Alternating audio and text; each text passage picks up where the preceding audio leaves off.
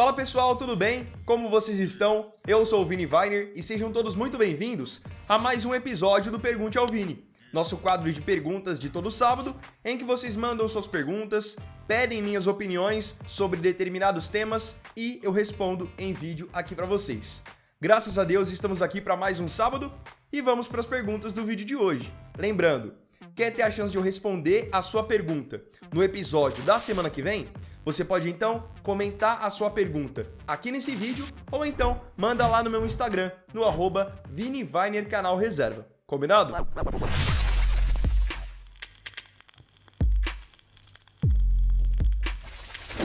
A primeira pergunta desse sábado foi feita pelo Eduardo Elite. Vini, adoro seus vídeos, são de excelente qualidade. Agora para a pergunta.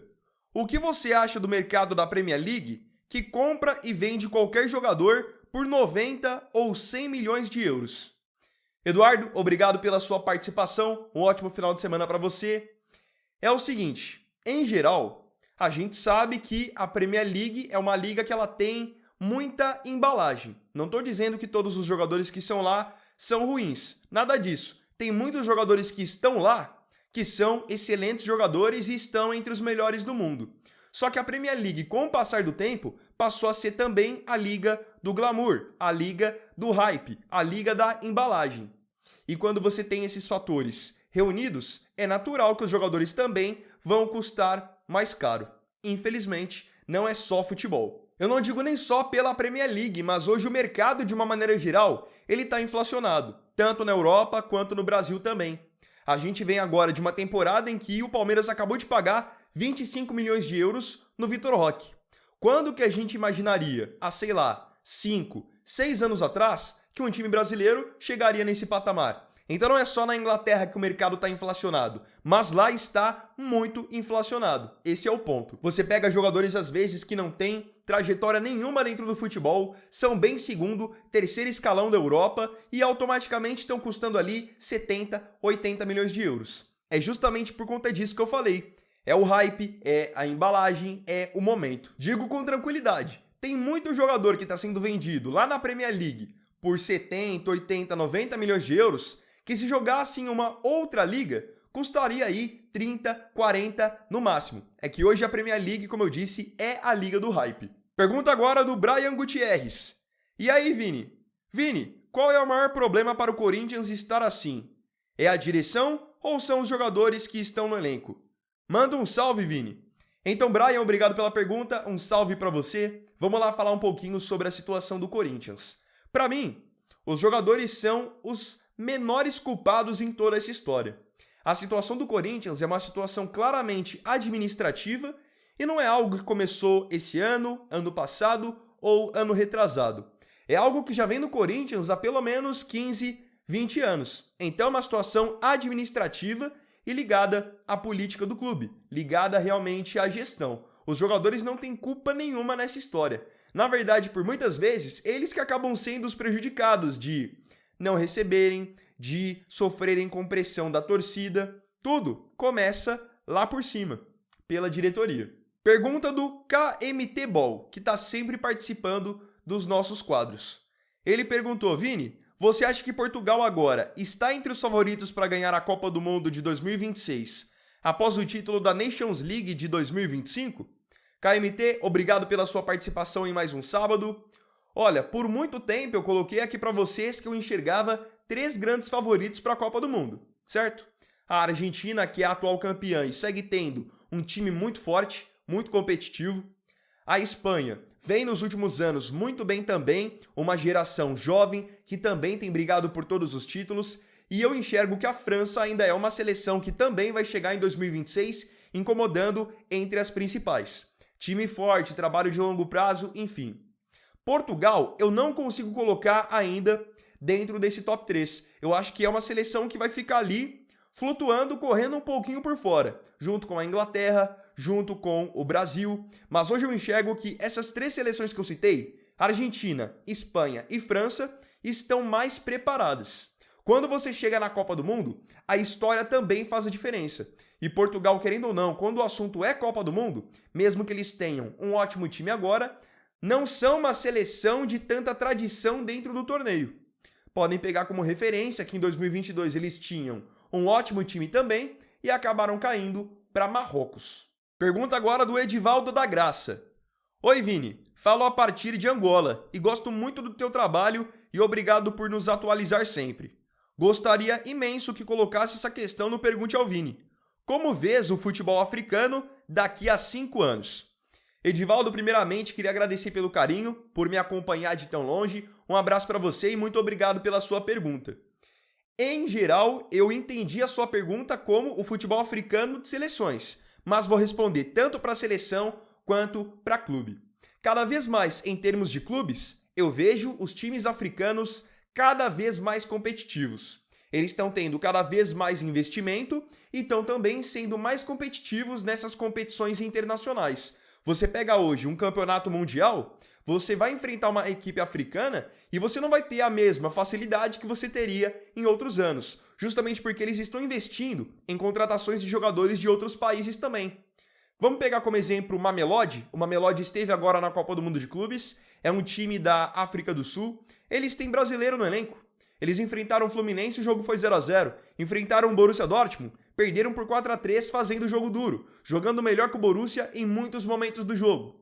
Então, aos poucos a gente vê que, em termos de times, de equipes, as equipes africanas estão se tornando cada vez mais fortes. Você pega hoje um Al-Ahly do Egito, você pega um Pirâmides do Egito, são times que são extremamente competitivos. Em termos de seleções, é chovendo molhado falar das seleções africanas. Eu acredito que nas próximas Copas, 2026, 2030, nós teremos pelo menos uma seleção africana beliscando semifinal, da mesma maneira que Marrocos fez em 2022. Não sei se ainda para ganhar uma Copa, mas acho que pelo menos para estar entre os 4 novamente, nós teremos uma seleção. Porque hoje, pela qualidade dos jogadores africanos, nós vemos muitos jogadores africanos que estão jogando em times importantes da Europa com protagonismo.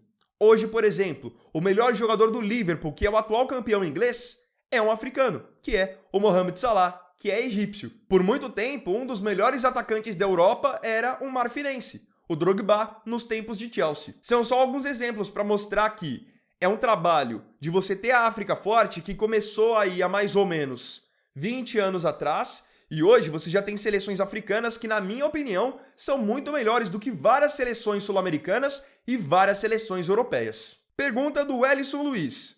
Vini, o Mirassol é o time zebra da Série A? Wellison, obrigado pela pergunta, um abraço para você. Com certeza o Mirassol é o time zebra. Se vocês puxarem um vídeo do canal de alguns meses atrás, vocês vão ver que, para mim, o Mirassol, pelas contratações que estava fazendo, era forte candidato a ter uma das piores campanhas da história da primeira divisão. E na prática isso está se provando diferente. Tudo bem que também aquelas contratações que eles tinham feito, nem todos estão no time ainda ou são aproveitados na equipe titular. Mas o time hoje do Mirassol, além de ser um time competitivo, é um time muito bem montado, muito organizado, consegue fazer bons jogos em casa, excelentes jogos fora de casa e não estão desperdiçando pontos. Enfrentaram recentemente o Palmeiras no Allianz Parque, conseguiram arrancar um empate. Visitaram o São Paulo no Morumbi, venceram por 2-0. Em casa também estão fazendo o seu dever direitinho. Venceram o Santos do Neymar recentemente por 3-0. Então é o time zebra e uma zebra absolutamente positiva. Muito legal ver um time que está longe de ser considerado um time do eixo, um time grande, um time favorito, fazer uma campanha tão bonita e tão organizada também. O Mirassol vai dando uma aula de gestão e de organização para muitos times grandes. Pergunta do Jonas Freitas. Queria que contasse 2 jogadores que acha que têm suas passagens subestimadas na seleção brasileira. Um salve para Guarulhos, São Paulo. Jonas, um abraço para você, um salve para Guarulhos. Vamos lá, 2 jogadores que, na minha opinião, tiveram suas passagens subestimadas. O primeiro, quando eu comecei a acompanhar mais futebol e mais seleção, ele era um dos caras da seleção brasileira, que é o Luiz Fabiano. Você pega ali os anos de 2008, 2009, 2010 na seleção, o Luiz Fabiano jogou muita bola. Ele fez gols importantes nas eliminatórias, era um cara que não pipocava, chamava a responsabilidade, fez gol em cima da Argentina, gol em cima do Chile. Me lembro muito de uma Copa das Confederações que o Brasil saiu perdendo por 2-0 na final para os Estados Unidos e virou para 3-2 com 2 gols do Luiz Fabiano. Era um jogador que, pela personalidade dele, gostava muito do futebol dele. Acho até que, em termos de camisa 9, foi um dos últimos 9 mesmo que nós tivemos vestindo a amarelinha e vejo pouca gente comentar sobre ele. Muitos acabam lembrando do Luiz Fabiano mais pelo personagem, da briga e tal, mas ele como atacante mesmo, fazedor de gols, foi um ótimo jogador. Na seleção, no Sevilha, no São Paulo. É um cara que pra mim é subestimado quando o assunto é seleção. Outro subestimado que poderia estar na seleção até hoje e pra mim, ele só não foi o 10 da seleção nas Copas de 2018 e 2022 porque ele não quis, que é o Oscar. Muitos se esquecem, mas o Oscar jogou muita bola na seleção. Foi por muito tempo a dupla ali do Neymar. É que é aquilo, ele estava na geração do 7-1, inclusive ele fez o gol do 7-1 para a seleção brasileira, e depois ele tomou a decisão de carreira de sair da Europa e ir para a China pela questão financeira. Deixou bem claro que o foco era aposentar e deixar a família bem. Hoje ele paga de certa forma o preço disso, de não ter jogado 2 Copas do Mundo e possivelmente não jogar uma terceira. Mas o tempo que ele jogou na seleção, ele foi muito bem. Aquela Copa das Confederações de 2013 que o Brasil derrota a Espanha, ele joga muito bem, e na Copa do Mundo mesmo de 2014, onde o Brasil oscilou bastante, ele foi um dos melhores jogadores do Brasil. Fez gol na estreia contra a Croácia, enfim, gostava muito do futebol dele na seleção e foi um baita desperdício não poder convocar ele depois quando ele foi para a China. Pergunta do Robson Gomes: como sua família enxerga seu trabalho criando conteúdo? Eles consideram como um trabalho mesmo? Robson, curiosa sua pergunta, um abraço pra você, fica com Deus. Olha, eu não tenho absolutamente nada a me queixar da minha família quando o assunto é produzir vídeo pra internet. Desde o começo, meu pai me incentivou absurdamente, minha mãe também, até hoje eles me apoiam em tudo. O meu pai assiste todos os meus vídeos, inclusive nos vídeos que eu posto lá no Facebook, ele é até um dos maiores fãs considerados pelo próprio Facebook. Então, nesse sentido, não tenho nem o que dizer. Eles sempre me apoiaram de uma maneira maravilhosa, com equipamento, com incentivo mesmo, com muita motivação e enxergam como um trabalho sim. Hoje, por tudo que eu faço, eles conseguem reconhecer dessa maneira também e isso me deixa muito, assim, realizado, muito mesmo. Pergunta do Ezequias PH. E aí, Vini, qual é a sua opinião sobre a discussão que o Neymar teve com o torcedor? Ezequias, obrigado pela sua pergunta. Eu acho que foi uma discussão desnecessária. Isso só vai cada vez mais arranhando e desgastando a imagem do Neymar. O Neymar é um cara que é normal que, pelo estilo de jogo dele, pelo jogador que ele é, pelo tamanho que ele tem, vão ter críticas e vão ter elogios também. Por muitas vezes ele é elogiado e ele deixa os elogios passarem batido. Aí ele ouve 1, 2 críticas e já quer rebater, já quer responder. Para mim, por se tratar de um jogador que já tem 33 anos, rodado, experiente, não precisa ter esse tipo de postura. Como eu falei, ele só vai ficar arranhando e desgastando cada vez mais a imagem dele. O torcedor está criticando lá do estádio, deixa de lado, finge que não está ouvindo, porque essa discussão pro Neymar, eu não vi acrescentar em absolutamente nada. E outra, não é a primeira vez que ele tem esse tipo de postura e eu não vejo isso somar em nada. Para mim, se o Neymar focar só em jogar e deixar esse extracampo à parte, vai ser muito melhor para ele. Jeremias Araújo perguntou: como tem enxergado a evolução do John no Bragantino? Jeremias, obrigado pela sua pergunta. Olhem só que curioso. O John, ele foi revelado na base do Palmeiras. Foi campeão da Copinha de 2022, naquela geração que tinha o Endrick como principal jogador. E no profissional do Palmeiras mesmo, difícil dizer que ele vingou. Teve algumas oportunidades com o Abel, muitas vezes até jogando em outra posição, jogando mais aberto, sendo que ele sempre foi um meia. E com atuações bem abaixo da expectativa, foi normal que a torcida do Palmeiras começasse a pegar no pé dele. No Bragantino hoje ele é outro jogador, mais confiante, com sequência de jogo, jogando na posição dele mesmo, que é de meia, é de articulador. Tá se dando muito bem, inclusive hoje enxergo como um dos principais nomes do Bragantino. O jogo passa muito por ele, porque ele tá com muita confiança, então os passes estão saindo, os dribles estão saindo, para vocês verem como confiança é tudo no futebol. E é um jogador que, falo com tranquilidade, se tivesse no Palmeiras hoje, até hoje a torcida ia estar pegando no pé e talvez até hoje não tivesse se desenvolvido como se desenvolveu no Bragantino. É normal que alguns jogadores às vezes tenham que sair um pouquinho do radar dos grandes para poder se desenvolver mais em termos individuais. Sabem um outro jogador que foi assim? O Arthur, que hoje está no Botafogo, o atacante canhoto. Ele no Palmeiras também foi outro jogador que não virou. Só que quando ele teve mais sequência, mais rodagem no Bragantino, ali ele acabou virando um bom jogador e atingiu boa parte do status que tem atualmente. Pergunta feita pelo Eric Silva. Vini, se você fosse o Rodrigo, você ficaria no Real Madrid ou iria para outro clube? Manda salve para a Vitória de Santo Antão. Então, um salve para a Vitória de Santo Antão. Um abraço para você, Eric. Vamos falar sobre o caso Rodrigo. Gosto muito de falar sobre o Rodrigo porque é um jogador que eu gosto, vejo com muito potencial, só que acho que está sendo subaproveitado. De uma maneira geral, no Real Madrid, ele sempre jogou pelos outros, jogou fora de posição para que Vini pudesse se encaixar, Mbappé pudesse se encaixar, e agora vendo que o Xabi Alonso não tem lá grandes planos para ele, tanto que mal o aproveitou na Copa do Mundo de Clubes, acho que seria interessante sim um movimento de saída. Mas para mim só compensa mesmo o Rodrigo sair se for para jogar em um outro time de ponta. Porque ele sair para jogar em um time, por exemplo, de segundo escalão, fora de cogitação.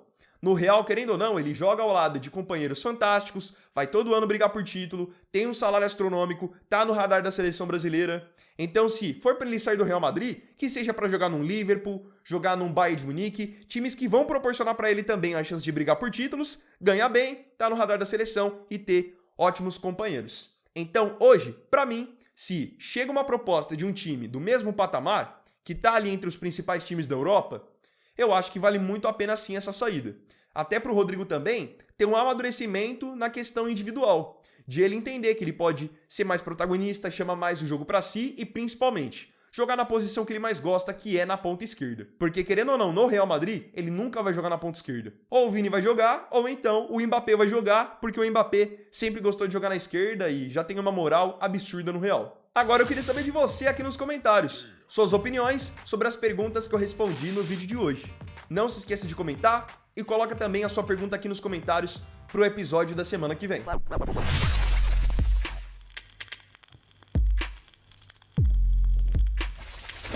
Então, bom, galera, esse vídeo aqui foi o vídeo desse sábado. Se tiver gostado dele, deixe seu like, se inscreva e compartilhe.